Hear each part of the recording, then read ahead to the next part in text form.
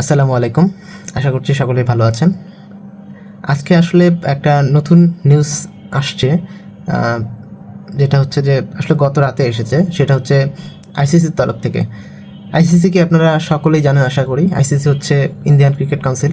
আ দুঃখিত, আইসিসি হচ্ছে international cricket council এবং এ এই কাউন্সিলটি আসলে ক্রিকেটটাকে আসলে নিয়ন্ত্রণ করে থাকে।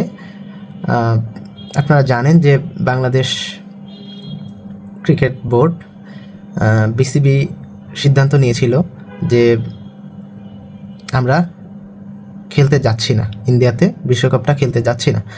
এবং এটা শুধু বোর্ড নেয়নি, আসলে বললে ভুল হবে, বোর্ড বললে সেটা আসলে সরকারি নির্দেশনা ছিল। কারণ এর প্রেক্ষাপটটা হচ্ছে মোস্তাফিজুর রহমান আইপিএল খেলার কথা ছিল কেকেআরের হয়ে, এবং সেখানে 9,20,00,000 রুপিতে আসলে কেকেআর তাকে নিয়েছিল তার দলে। এবং বাংলাদেশের রাজনৈতিক অবস্থা এবং হিন্দুদের প্রতি, বাংলাদেশি হিন্দুদের প্রতি আসলে অত্যাচারের যে অভিযোগ নিয়ে ভারতের রাজনৈতিক যে কি বলবো, ভারতের যে ধরনের রাজনৈতিক আন্দোলন হয়েছে, সেটার প্রেক্ষিতে আসলে বাংলাদেশের জাস্ট একজন মোস্তাফিজুর রহমানকে আসলে রিলিজ করতে বাধ্য হয়েছে কেকেআর বিসিসিআই এর নির্দেশে।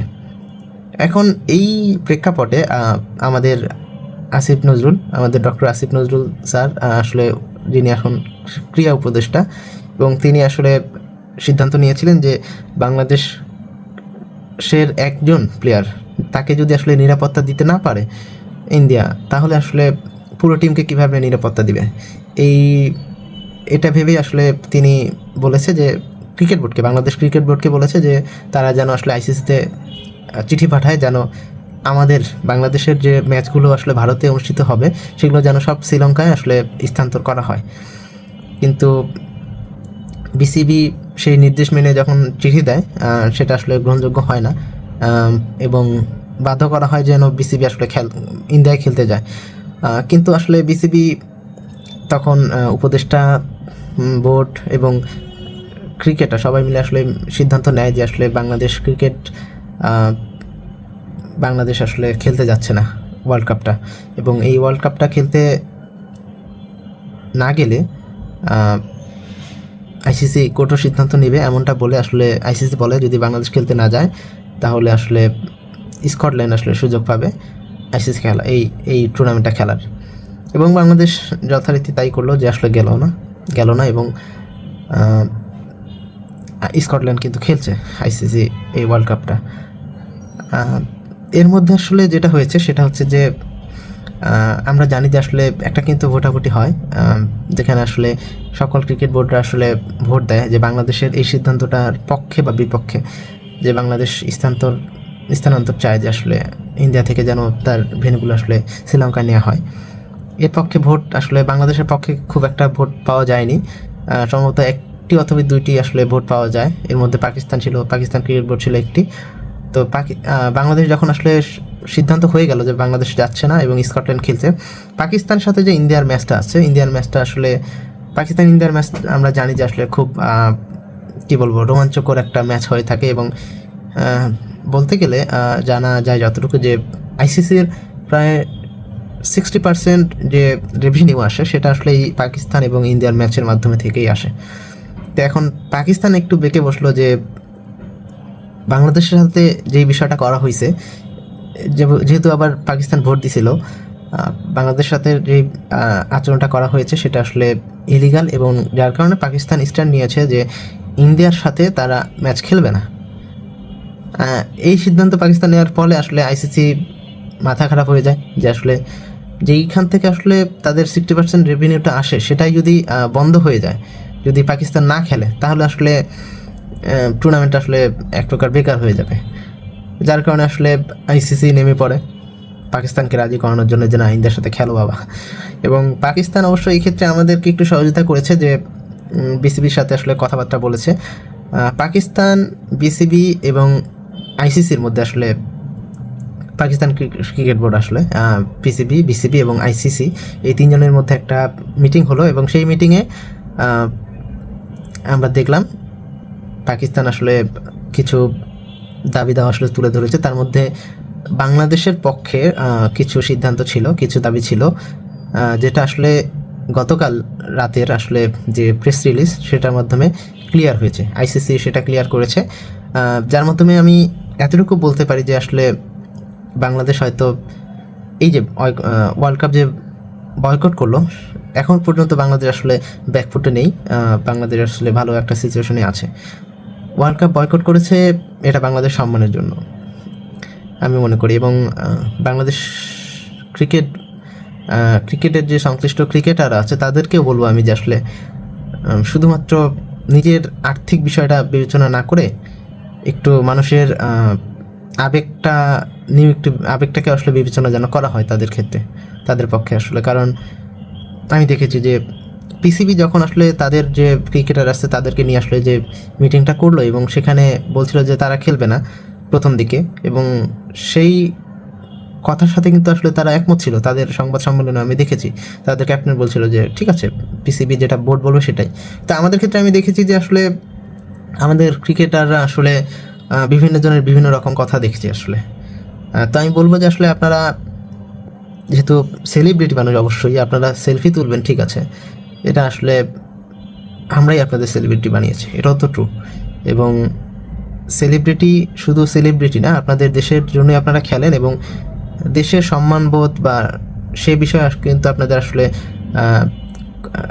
রেসপন্সিবিলিটি আছে এবং সেটা আপনারা একটু খেয়াল রাখবেন দয়া করে।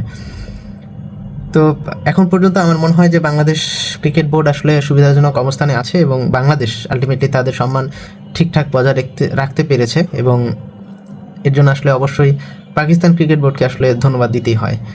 এই বিষয় নিয়ে আসলে গতকাল আইসিসি একটি প্রেস নোট দিয়েছে।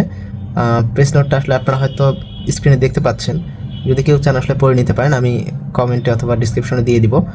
আর আমি একটু পড়ি, হ্যাঁ, আসলে অল্প কিছু কথা যেটা আসলে বাংলায় বললে হয়তো আপনারা বুঝতে পারবেন সহজেই। আইসিসির যে প্রেস নোটটা ছিল সেটা হচ্ছে, টাইটেলটা ছিল এমন যে আইসিসি মেন্স টি20 ওয়ার্ল্ড কাপ 2026 প্রেস নোট, আর ডেটটা আছে 9 তারিখ। মেইনলি এখানে আসলে বলা হয়েছে যে Bangladesh cricket board, Pakistan cricket board এবং আইসিসির মধ্যে একটা মিটিং আয়োজিত হয় এবং সেখানে আসলে ডায়লগ হয়, এবং সেই ডায়লগের ফলে আসলে কী কী জিনিস আসলে বিসিবি মানে বাংলাদেশ ক্রিকেট বোর্ডের পক্ষে আসলো, যে সিদ্ধান্ত আসলে নেওয়া হয়েছে সেটা হচ্ছে no penalty or sanction for BCB. বলছে যে এখানে আসলে এই যে বাংলাদেশ যেই জিনিসটা করছে, যেটা হচ্ছে আসলে বয়কট করছে, এর ফলে আসলে যে আইসিসি যদি চাইতো কিন্তু শাস্তি দিতেই পারতো, কিন্তু এখানে বলা হয়েছে যে আইসিসি কোনো রকম স্যাংশন বা পেনাল্টি দিচ্ছে না বিসিবিকে। এটা তার সে যেহেতু বয়কট করেছে এর কারণে তার কোনো স্যাংশন বা পেনাল্টি দিতে হচ্ছে না, এক। এবং যদি বাংলাদেশ চায় তাহলে তারা ডিসপিউট রেজলিউশন কমিটি ডিআরসি, যেটা আসলে যদি বাংলাদেশ চায় সেই কমিটিতেও আসলে আইসিসির বিরুদ্ধে আসলে কোনো যদি অভিযোগ দিতে চায় সেটাও দিতে পারে, এটা তাদের অধিকার, এটা বলা হয়েছে। এবং আরেকটা আসলে হেডলাইন আকারে দেওয়া হয়েছে।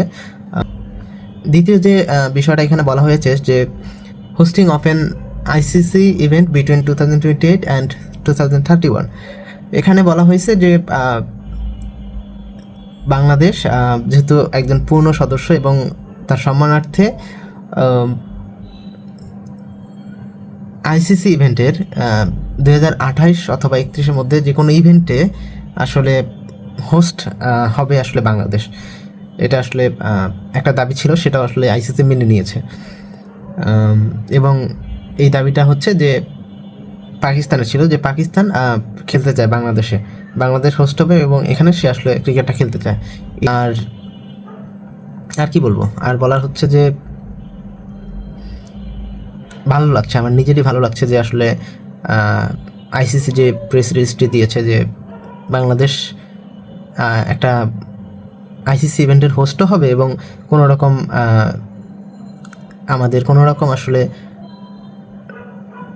আর্থিক ক্ষতির সম্মুখীন হতে হচ্ছে না, যেটা আসলে আমি শুনেছি আমাদের লিজেন্ড ক্রিকেটার তার থেকেও এমন বক্তব্য এসেছে যে বড় বেশিরভাগ আয়টাই আসলে বিসিবির হচ্ছে এইসব ইভেন্টে অংশগ্রহণের মাধ্যমে হয়ে থাকে। যদি অংশগ্রহণ না করে তাহলে আসলে ইনকামটা কমে যাবে। তো সেক্ষেত্রে একটা ভালো বিষয় হচ্ছে যে আর্থিক ক্ষতি হচ্ছে না আমাদের। তো ধন্যবাদ, আসলে অনেক কথা বললাম। যদি ভিডিওটি ভালো লাগলে কমেন্টে জানাতে পারেন। Thank you.